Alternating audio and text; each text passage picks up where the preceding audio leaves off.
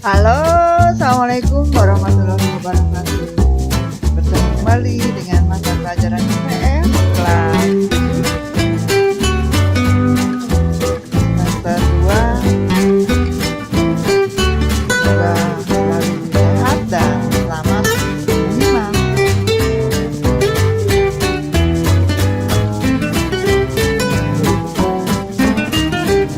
Jangan lupa sebelum menyimak di like dan subscribe ya. Semangat untuk berbagi.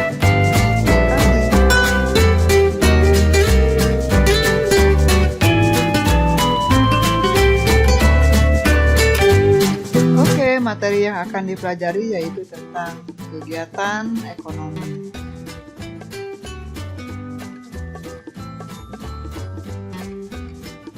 Pertama tentang kegiatan produksi, kemudian kegiatan distribusi, dan kegiatan konsumsi.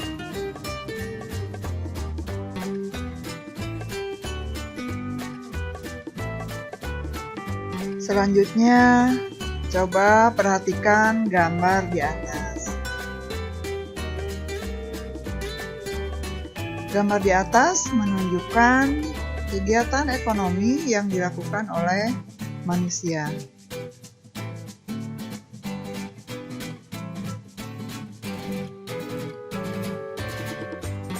Kegiatan yang dilakukan manusia tergantung dari tujuan masing-masing individu.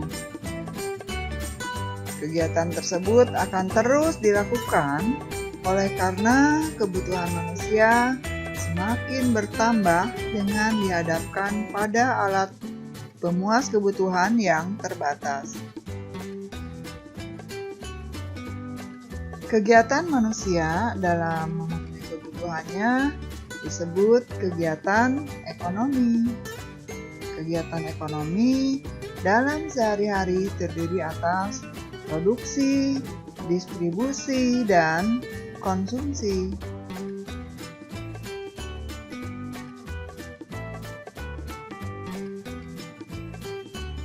Kegiatan produksi.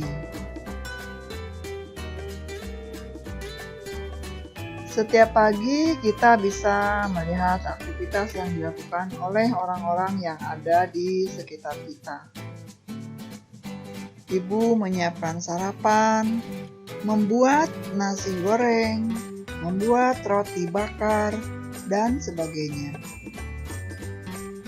Nah, kegiatan yang dilakukan ibu disebut kegiatan produksi, atau itu adalah salah satu dari kegiatan produksi.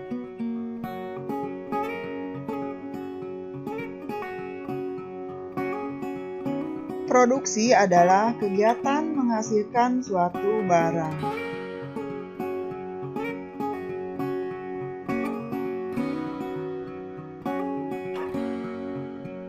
Sekarang, coba perhatikan gambar aktivitas petani yang sedang mengolah sawah untuk ditanami padi. Jadi, pengertian produksi ternyata bukan hanya sekedar menghasilkan barang, tetapi ada pengertian lain yang lebih luas.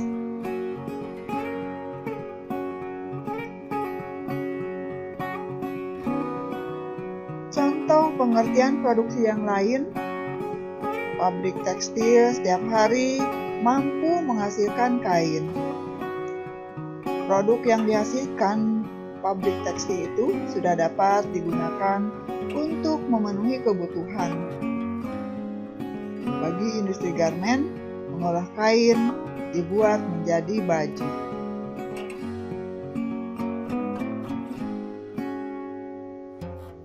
Maka dapat disimpulkan, pengertian produksi adalah kegiatan menghasilkan barang atau jasa atau kegiatan menambah nilai guna barang jasa. Berdasarkan pengertian produksi tersebut, dapat disimpulkan bahwa nilai guna suatu barang akan bertambah bila barang tersebut diolah lagi dan menghasilkan barang lain.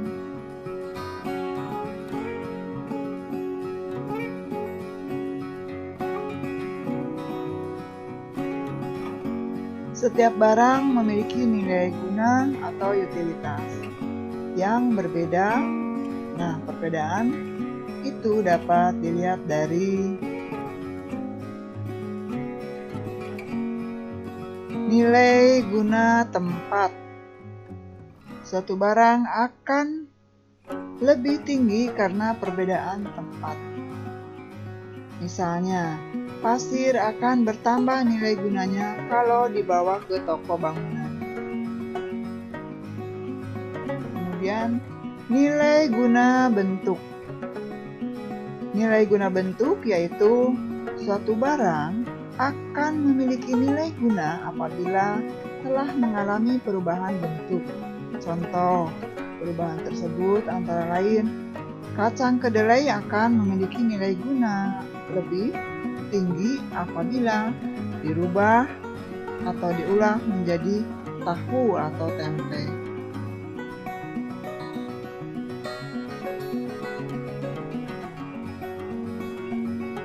Selanjutnya, nilai guna waktu.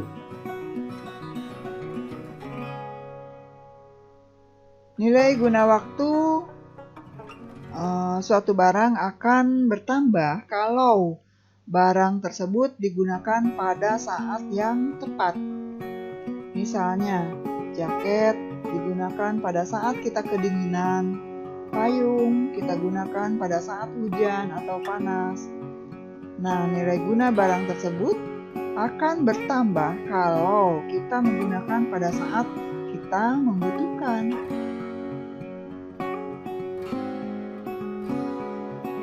Terakhir yaitu nilai guna kepemilikan. Nilai guna barang akan bertambah bila barang tersebut telah berpindah kepemilikannya. Misalnya, sepatu di toko belum memiliki nilai guna dan akan memiliki nilai guna kalau sepatu tersebut dibeli oleh seseorang dan kemudian dipakainya.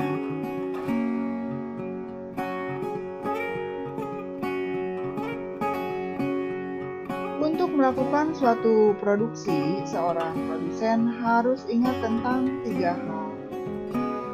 Yang pertama yaitu what. Barang-barang apa saja yang akan dihasilkan dan bahan-bahannya apa saja. Ini berhubungan dengan tujuan dari produksi itu. Tujuan produksi untuk menghasilkan barang, produksi atau barang konsumsi.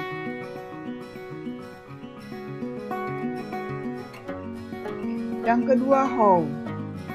How yaitu bagaimana memilih faktor-faktor produksi untuk memproduksi barang harus dipikirkan oleh seorang produsen. Karena ini menyangkut tenaga kerja, modal, dan bahan baku dengan tujuan memproduksi barang atau jasa yang berkualitas dan harga jual murah.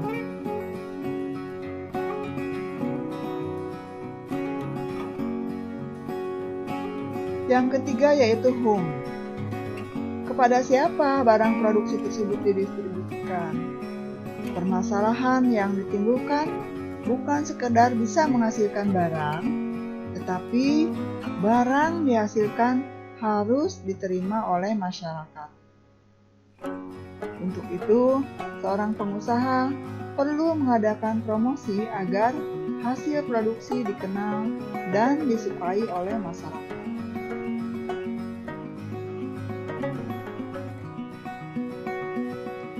Produsen menghasilkan barang dengan tujuan antara lain: pertama, untuk memenuhi kebutuhan konsumen.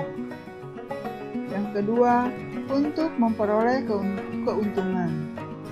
Yang ketiga, untuk menjaga kontinuitas barang atau jasa.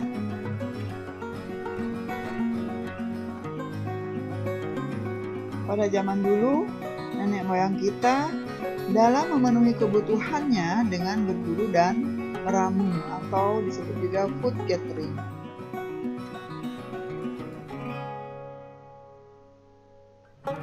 Setelah mereka hidup menetap dan bercocok tanam, mereka mulai membuat alat-alat sederhana seperti panah, tombak, kapak, jaring, dan lain-lain.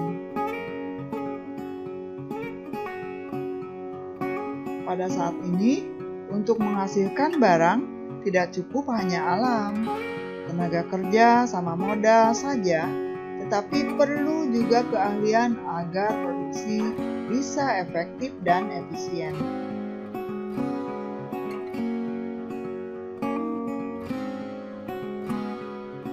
Faktor-faktor produksi dapat dibedakan menjadi: pertama, faktor produksi alam. Kemudian faktor produksi tenaga kerja. Kemudian faktor modal dan faktor kewirausahaan. Faktor produksi alam. Faktor produksi alam adalah faktor produksi yang disediakan oleh alam sebagai bahan mentah atau bahan baku produksi.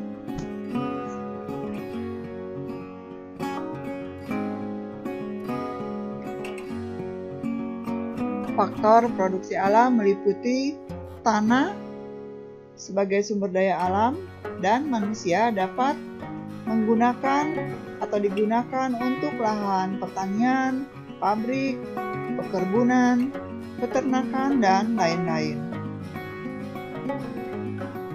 Kemudian hutan. Hutan dapat menghasilkan bahan baku atau bahan mentah kayu. Kemudian barang-barang tambang seperti emas, minyak bumi, dan gas alam. Air digunakan untuk pengairan atau bahan baku lain.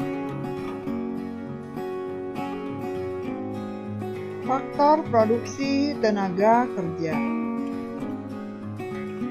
Tenaga kerja dapat dibedakan menjadi 3, yaitu tenaga kerja terdidik. Tenaga kerja terdidik adalah tenaga kerja yang menempuh pendidikan formal seperti guru, konsultan, dan lain-lain. Tenaga kerja terlatih yaitu tenaga kerja yang memiliki keterampilan yang terlatih seperti montir, sopir, penjahit, dan lain-lain. Yang terakhir yaitu tenaga kerja tidak terlatih, yaitu tenaga kerja yang tidak punya keterampilan seperti tukang sapu, tukang sampah, kuli bangunan, dan lain-lain.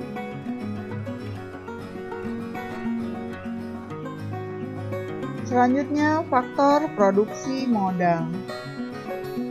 Modal adalah segala hasil produksi yang dibuat manusia dengan tujuan untuk menghasilkan barang-barang atau jasa-jasa lain. Modal tidak hanya berupa uang, tetapi bisa juga berupa barang. Contoh, modal gedung, mesin, bahan mentah, bahan baku yang digunakan dalam proses produksi.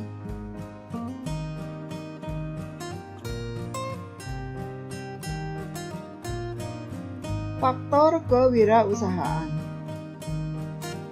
Kewirausahaan adalah kemampuan seseorang atau beberapa orang untuk menyatukan semua faktor produksi agar dapat menghasilkan barang tertentu.